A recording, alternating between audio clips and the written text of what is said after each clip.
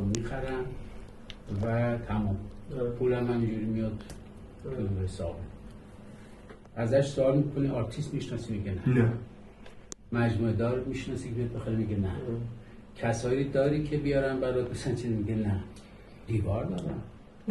یعنی اینکه ما به این نتیجه میخوام برسیم که اصلا ما الان با چی شروع بکنیم، چرا شروع بکنیم.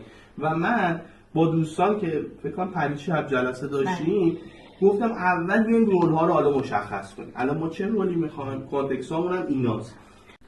دارن انجام میدن تک تک، مثلا واسه دانشگاه درس میدن. خیلی از این یه دونه آره اون هنرمندا خیلی تجربه دارن، میدونن چجوری. آره میفهمن. الانمون میچینیم میگیم 5 تا 6 تا، بعدها که میافتیم تو راه میتونیم بگیم اسکیلبل دیگه. آره 50 کلمه نقد چیه؟ این نسیه هیچی هم نیست بابا. ما حد اکثر فکرمون رو گذاشتیم و این ازش در مورد مثل تئوریه دیگه.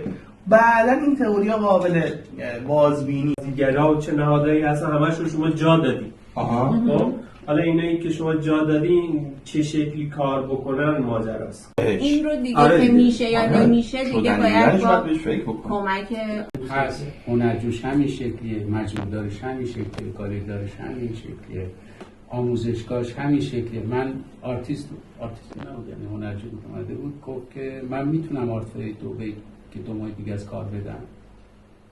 گفتم خانم ببخشید انگشت رو بذارید تو رنگ و یه لحظه نگه داریم در میاری شاید نگیره. من بلد نیستم، حالا برید شاید دیگه.